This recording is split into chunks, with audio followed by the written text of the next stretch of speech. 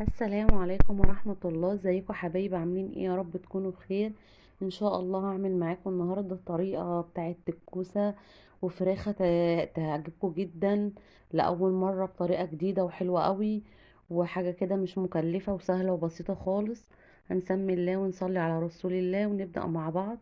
معايا حلة هنا كده هحط فيها معلقتين سمنة بلدي، وعندي هنا الفراخ انا غسلتها وقطعتها، وهنزل بيها كده صدمة على السمنة. اللهم بارك، ما شاء الله كده عسل.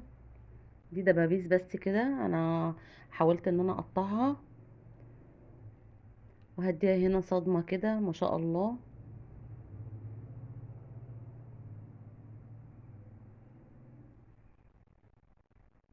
هنزل عليها هنا ببصلاية، وهنزل هنا بمعلقة فلفل اسمر. هنا ده معلقة 7 بهارات ومعلقة فلفل اسمر ومعلقة ملح ابيض. بس كده، هو ده كل المكونات اللي انا هحطها على الفراخ.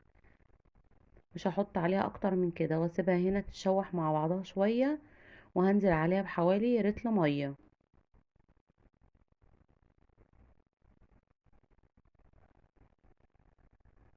هدي عليها النار بقى كده واسيبها تستوي براحتها خالص. صدقوني الطريقة دي جميلة جدا، احلى من اللي هي بتتحمر او في الفرن. وعموما دي كده كده طريقة جديدة، يعني مش مشكلة ان انت تعمليها في الصينية او تشويها. فدي طريقة جديدة ان انت تعمليها برضو وتغيري من ايه، من شكل الفراخ. عندي هنا كيلو كوسة، حبيت ان انا اجيبه واعمله كده خضار كده، اكلة جميلة مع الفراخ وشوية رز بشعرية كده هتعجبكم جدا. هنا كيلو كوسة، هعملها هنا بالمقشرة، عشان بيبقى هنا سطح الكوسة عليه رمل ولا حاجة ساعات، فلازم نعملها بالمقشرة كده. وبعد كده بقطعها دوريات، بخلي سمكها متساوي، مش بقطعها تخينة قوي ولا رفيعة قوي، بحيث ان هي تستوي كويس. بصوا هنا كده بعد ما قشرتها شكلها عامل ازاي. هبدأ بقى اجهز الصلصة بتاعت الكوسة. عندي هنا معلقة دهنة، وهنزل هنا عليها بمعلقة توم مفروم وبصلاية صغيرة.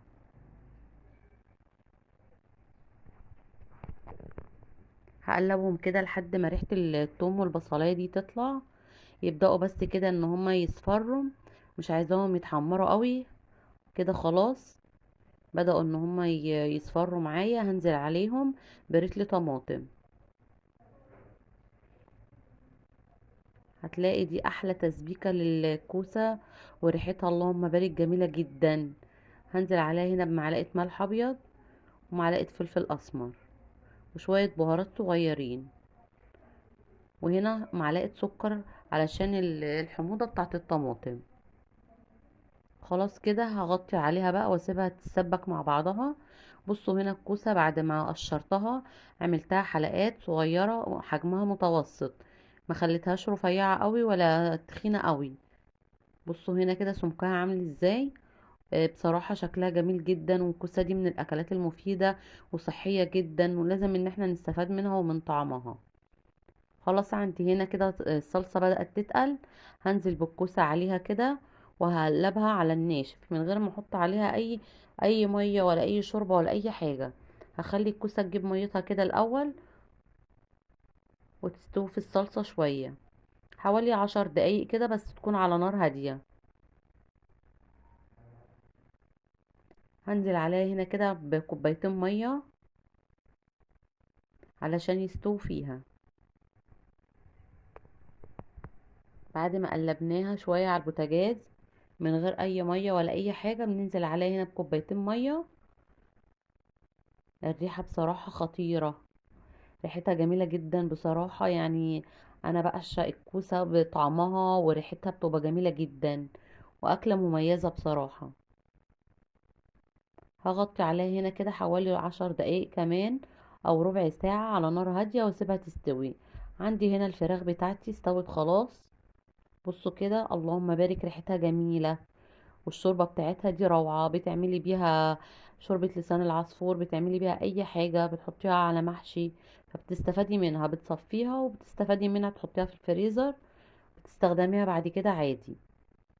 هنا كده خلاص الفراخ بتاعتي استوت، هشيلها وحمرتها هنا كده في الفرن تحت الشواية، وعملت معاها شوية رز بشعرية. اللهم بارك، كده حاجة عسل. ريحة الاكل جميلة جدا، والكوسة مستوية قوي، والفراخ عندي اللهم بارك. بصوا بس هي مولعة بصراحة، لسه طالعة من الفرن مش عارفة امسكها. دايبة دوب بصراحة كده، وجميلة جدا. ريحتها وطعمها غير بصراحة كده جميلة. بصوا دايبة دايبة دوب بتتهري كده، ما شاء الله عليها. يا ريت اللي يشوف قناتي انا يوميات تيتا، ما تنسوش تدعموني بلايك واشتراك للقناة لو اول مرة تشوفوني.